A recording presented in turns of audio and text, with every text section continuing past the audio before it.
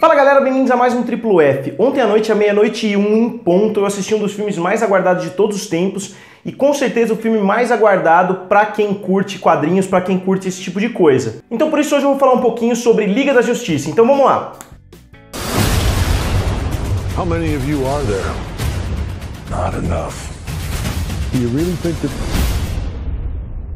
Oh, wow, they really just vanish. Huh? Oh, that's rude.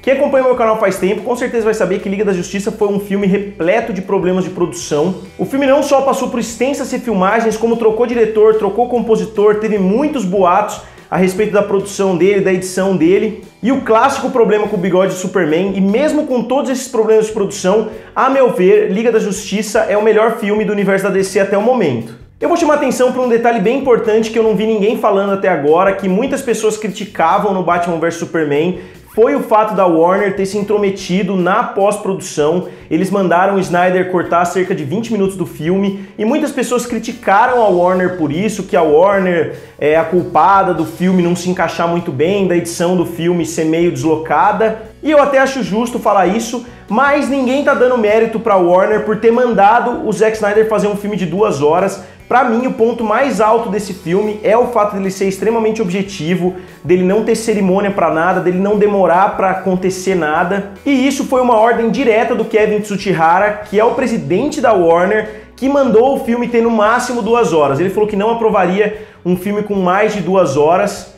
E o Zack Snyder tinha inclusive anunciado depois do Batman vs Superman que Liga da Justiça seria maior ainda, que Liga da Justiça teria 3 horas. Então o ponto mais positivo desse filme foi uma influência do estúdio. E como eu disse, pouquíssimo tempo é perdido com informações que não são importantes para a trama, e a história avança, a cada cena a gente tem um avanço na história. A mão do Zack Snyder é óbvia no filme, o filme é um filme do Zack Snyder, e as cenas de ação, as cenas em câmera lenta, todas remetem aos filmes anteriores dele, mas eu também consegui ver em vários momentos que aquela parecia ser uma cena do Joss Whedon, que parecia que ele tinha feito alguma coisa. As cenas de transição nesse filme são muito melhores do que nos filmes anteriores do Snyder. E a edição como um todo é muito mais redondinha. Obviamente que isso é explicado pelos mais de 30 milhões de dólares que foram gastos em refilmagens. E além disso, as câmeras lentas continuam sendo utilizadas, como foram em Batman vs Superman, por exemplo, mas são utilizadas com bem mais moderação e com muito mais precisão. Até pelo tempo do filme ser menor, não tem como esticar muito algumas cenas que não precisariam ser esticadas. Como na maioria dos filmes do Snyder, o filme é lindo de se ver.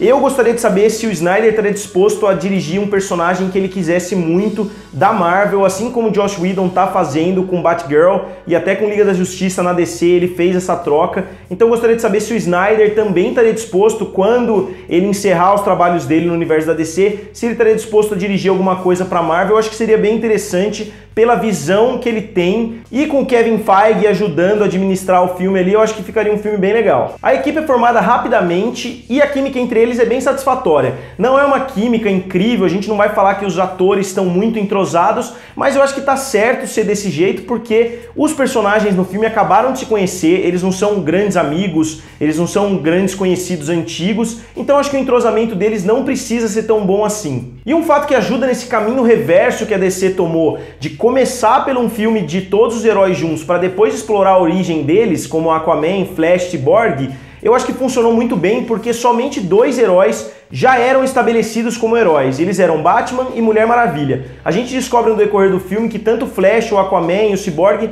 não eram heróis conhecidos, não era o Flash famoso de Central City e etc. Então isso funcionou muito bem, porque a gente não vê a origem deles como heróis, porque simplesmente essas origens ainda não existiram. Esse acontecimento do filme é a origem desses 3 heróis. O Aquaman até faz algumas coisas boas ali, mas ele ainda não é famoso como um herói, ele ainda não tem uma fama global como o Batman e a Mulher Maravilha tem. Agora eu vou fazer uma breve análise de cada um dos personagens principais. O Cyborg pra mim me surpreendeu bastante. Quando eu vi os trailers, quando eu vi as imagens, eu achei que ele seria um personagem bem fraco, eu achei que ele não teria muitas falas. O CGI dele continua ruim no filme, deu uma melhorada boa desde os primeiros trailers, mas não tá aquela maravilha. Eu acho que o CGI vai ser um dos pontos mais criticados desse filme, porque tem bastante coisa bem fraquinha mesmo. Mas o Cyborg acaba trazendo uma vida nova. Eu não sei se o ator é um grande ator, mas a história gira em torno do Cyborg, a gente pode dizer assim. Ele é um dos personagens principais para a narrativa e eu fiquei bem satisfeito com a inclusão dele. Depois do Flash, eu esperava bastante do Flash. O Ezra Miller, pra mim, é um dos melhores atores da geração dele. E é bem legal que se você colocar Animais Fantásticos e o Flash do lado, você não percebe nem que é a mesma pessoa, porque ele muda completamente a expressão facial dele. E ele é o personagem que tá ali pro público se sentir como se estivesse no filme. Ele fica fascinado com tudo que os heróis fazem. Ele faz comentários em cima de tudo, ele pergunta pro Batman a respeito do poder dele, ele fica incrédulo com a Mulher Maravilha. Eu até acho que ele podia ter alguns momentos mais sérios, ele é brincalhão o tempo inteiro e ele funcionou perfeitamente como alívio cômico, porque o Flash é assim mesmo, com exceção do Flash das TVs, que não é piadista, mas pelo que eu conheço do Flash, ele se encaixou muito bem no personagem. E além disso, ele tem algumas cenas dramáticas muito boas com o pai na prisão.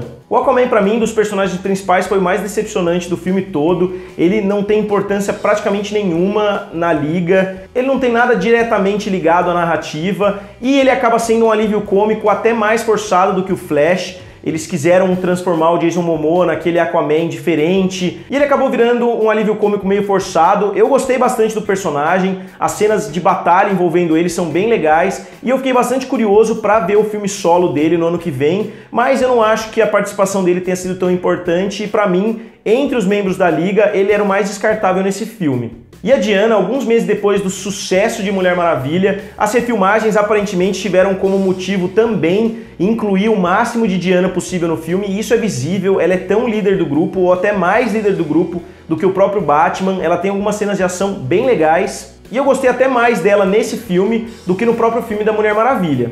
E o Batman do Ben Affleck continua sendo um dos pontos altos desse universo. Eu não queria que ele saísse, ele tá anunciando que tá a fim de sair do universo da DC. Eu gostaria que ele ficasse mais um pouco, pelo menos pelos próximos 2 filmes da Liga da Justiça. Mas se ele quiser sair, fazer o quê? Ele continua sendo um Batman muito bom, mesmo o Batman sendo meio bucha de canhão no decorrer do filme todo, assim como aconteceu no final de Batman vs Superman.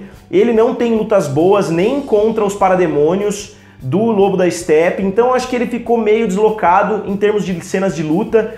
Ele tem uma máquina que quem assistiu o filme vai saber, é uma máquina inútil, não tem muita utilidade, é uma máquina totalmente desengonçada, que eu acho que não precisaria estar no filme também, mas o Ben Affleck como Bruce Wayne é bem legal, eles têm uma dinâmica bem parecida com a dos desenhos da Liga da Justiça, que é um dos meus desenhos favoritos até hoje, então o filme conseguiu capturar aquela essência dos desenhos. E por último, Superman, vocês vão ver. E esse eu creio que é o Superman que muitos fãs queriam ver no cinema. E sinceramente, observando o estado que o universo da DC é deixado após o filme da Liga da Justiça, eu acho que vai ser um erro eles fazerem o Flashpoint tão cedo assim, porque eu acho que finalmente o universo entrou nos eixos e eles vão fazer o Flashpoint, vão mudar tudo. E novamente eu vou ter que abordar um dos assuntos que virou, infelizmente, assunto de controvérsia na comunidade que curte esse tipo de filmes, e é o quesito do humor. Eu acredito que a Marvel tenha recebido muitas críticas negativas no decorrer dos anos a respeito do humor nos filmes, e muitas vezes essas críticas são indevidas. Em alguns filmes eu até concordo, como Guardiões da Galáxia 2, que passou um pouco dos limites nesse quesito, mas no geral o humor serve para transformar a experiência do espectador em uma experiência de entretenimento, em uma experiência melhor. Tanto Esquadrão Suicida quanto Mulher Maravilha já tinham incluído bastante humor no filme, e agora Liga da Justiça também faz o mesmo, não passa dos limites, longe disso. Não é um filme de comédia. Thor Ragnarok, por exemplo, tem muito mais humor, e um humor muito mais bem aplicado, um humor muito superior, até pelo Taika Waititi ser um diretor de comédia. Mas os momentos de descontração com todos os personagens são muito bons, mas tudo se encaixou muito bem, em nenhum momento o filme para focar numa piada, nem nada disso. Eu fiquei meio dividido com relação às cenas de ação. Algumas cenas de ação são incríveis, algumas cenas de ação são bem fraquinhas mesmo, a gente não consegue nem entender o que está acontecendo. Eu não sei se algumas podem ter sido dirigidas pelo Zack Snyder, outras pelo Joss Whedon, mas eu consegui ver uma diferença grande entre algumas cenas de ação em termos de qualidade, de organização da cena, da geografia do que está acontecendo. E o Lobo da Steppe foi aquele vilão padrão do universo da DC, porque se a gente for pensar bem, 4 dos 5 vilões que a gente teve até agora são exatamente os mesmos. Eu vou desenvolver um pouquinho a ideia para vocês entenderem. O Zod é um ser antigo que estava ausente por algum motivo e retorna para transformar a Terra e restabelecer os seus tempos de glória. A magia é um ser antigo que estava ausente e retorna para transformar a Terra e restabelecer a sua glória. O Ares é um ser antigo que tenta transformar a Terra para restabelecer a sua glória com a parceria da Diana. E novamente o Lobo do Steppe é um ser antigo que estava ausente e ele retorna para transformar a Terra e trazer os seus tempos de glória. Então eu acredito que sim, os vilões da DC estão cada vez mais repetidos, eu espero que eles mudem um pouquinho a partir daqui, e eu pretendo fazer um vídeo a respeito dos vilões, tanto nos filmes da DC quanto nos filmes da Marvel. Se vocês quiserem um vídeo a respeito disso, digam nos comentários. E o terceiro ato do filme tem os mesmos problemas de todos os filmes desse universo, ele vira um CGI fest, que a gente não consegue entender muito bem o que está acontecendo. O CGI, como a gente já falou, não é tão bom assim, tem umas cenas que lembram cenas do Power Rangers, por exemplo, das coisas saindo do chão, assim, e acaba sendo um final previsível e meio sem conteúdo. Então, pra mim, o terceiro ato continua sendo o ponto fraco de todos os filmes desse universo. Pra mim, o que eu mais gostei do filme foi o clima, que conseguiu juntar os pontos positivos do Zack Snyder com os pontos positivos do Whedon. Ele trocou o compositor, colocou o Danny Elfman, que trouxe um tom mais jovial do que os filmes anteriores. Eu acho que ele é um filme mais dinâmico e a trilha sonora traduz isso muito bem. Eu acho que é uma trilha sonora mais divertida, menos épica, naquelas proporções que o Hans Zimmer fazia. E como eu já falei anteriormente, em vários momentos eu senti como se eu estivesse assistindo um episódio do desenho da Liga da Justiça. Essa simplicidade do filme acaba trazendo alguns problemas, acaba deixando várias pontas soltas, várias coisas sem explicação, mas no geral é um filme muito mais objetivo, um filme muito mais focado, que tem começo, meio e fim, tudo explicadinho, tudo numa linha narrativa bem delineada. E por isso eu dou pra Liga da Justiça 4,5 estrelas.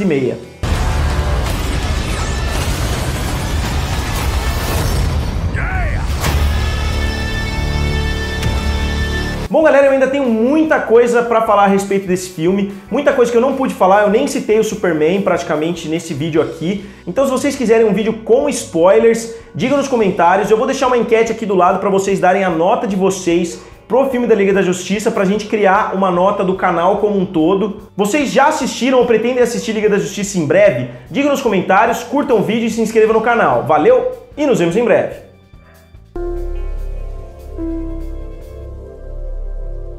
Take that as a yes.